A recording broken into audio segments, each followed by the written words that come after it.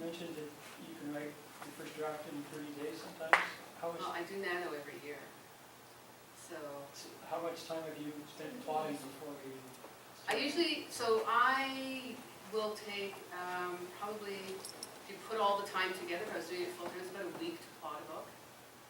I find as much as I can immerse myself into it, it gets easier. If I don't get into it, I'm questioning every plot I'm writing. And, oh well, maybe this should happen. Oh well, maybe that should happen.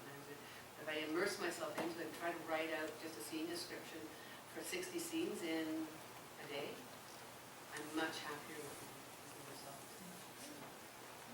So if I'm doing National Novel Writing Month, so National Novel Writing Month is an international event where people commit to writing 50,000 words in November. And we're lucky because our Thanksgiving is in October. The Americans who started this thing have this 4-day weekend where they're supposed to be hanging out with their families. My first time I wrote 82,000 words in 30 days. That's just where I learned to do this stuff that frees up my mind and learns my process. Oops, not pressing the wrong thing.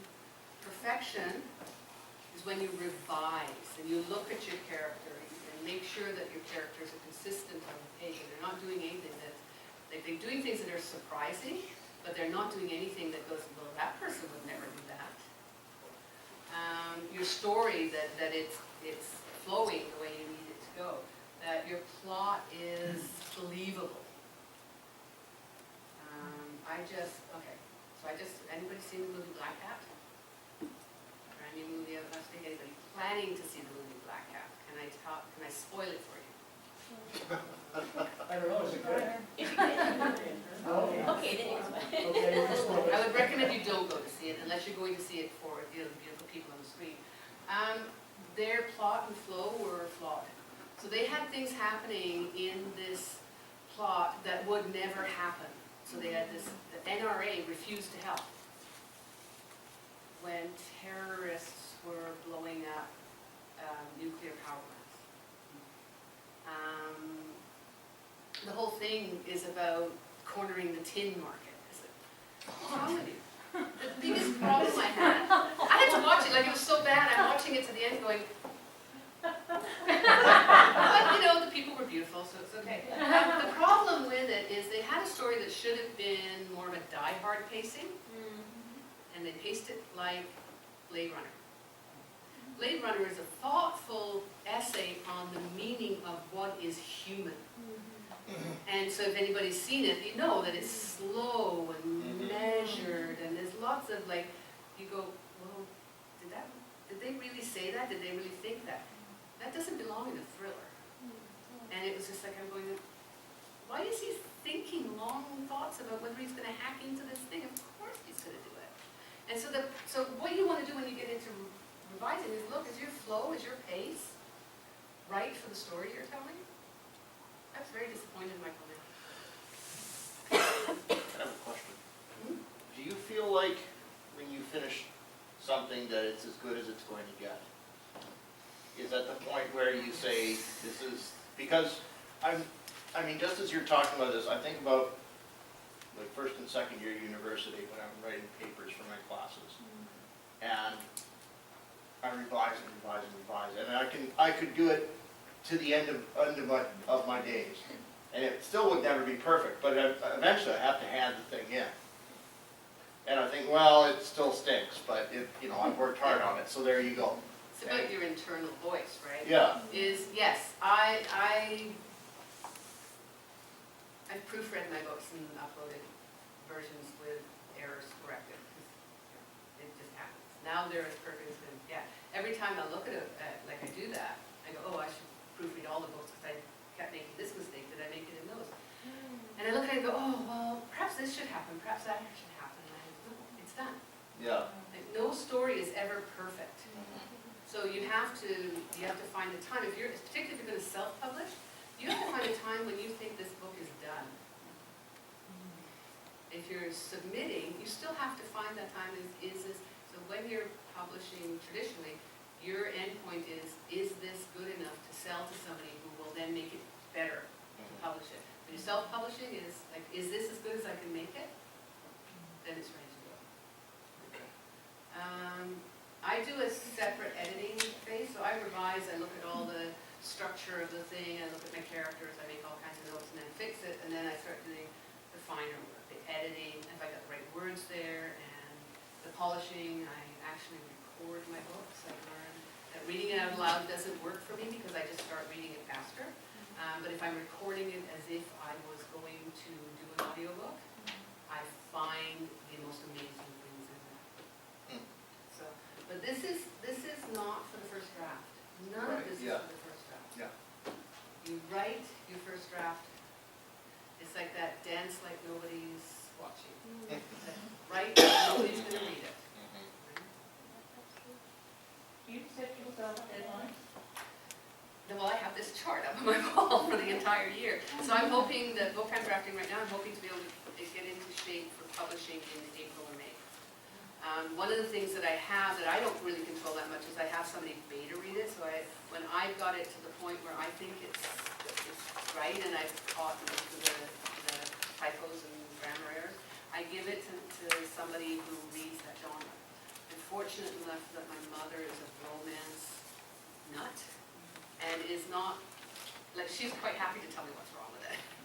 So she beta reads my romances and she always gives me great feedback and improves it.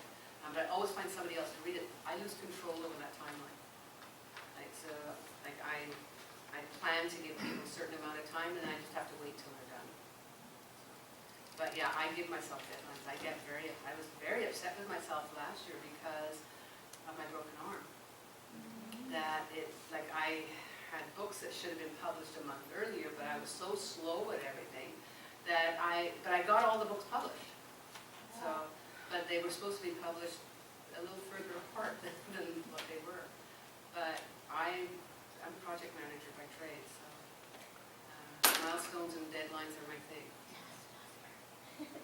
Okay, how do you write in 30 days? Okay, this is how you do it. This is a really cool thing, Pomodoro. Pomodoro is the Italian word for tomato.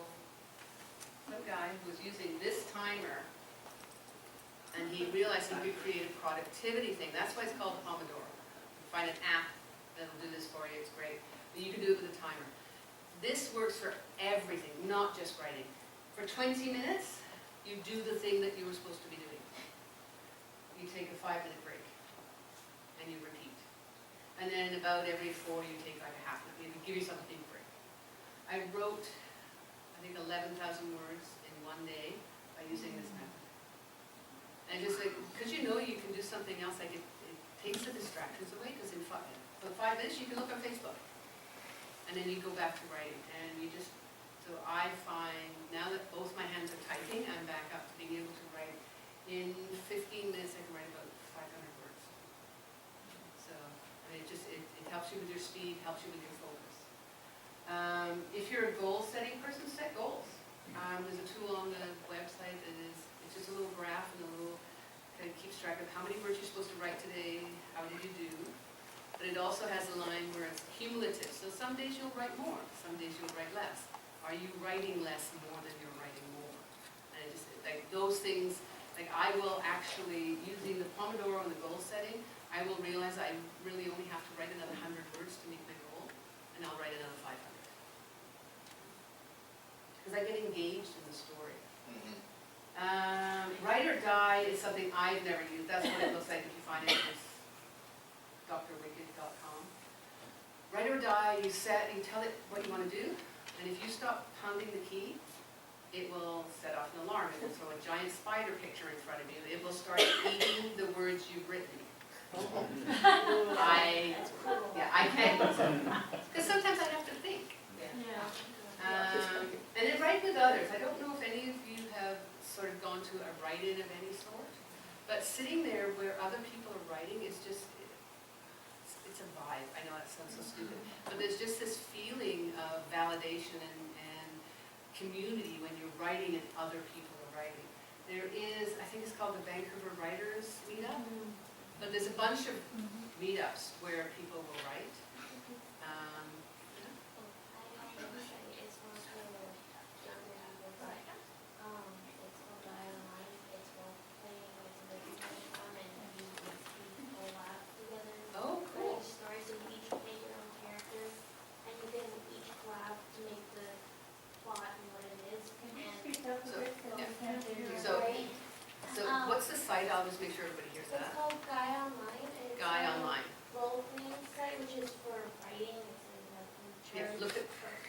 Your voice will carry if you look that way. Sorry. And basically, you collab with people to write stories. Now, you can be the center person who does the plot driving, or all of you can, or a couple of you can. But say all of us were to do it, we each pick our own character, and then we interact with each other, our characters, and we just make a story. And you can have your own plots to it, and it's really cool. It makes actually some really great stories. And stuff. And you're doing this online? Yeah, Okay. with people all over the world. Does it save your story, you can come back to it later? And Yeah, you, it's called posting, so you write in third person is usually the most common, so you write your character post, then another person will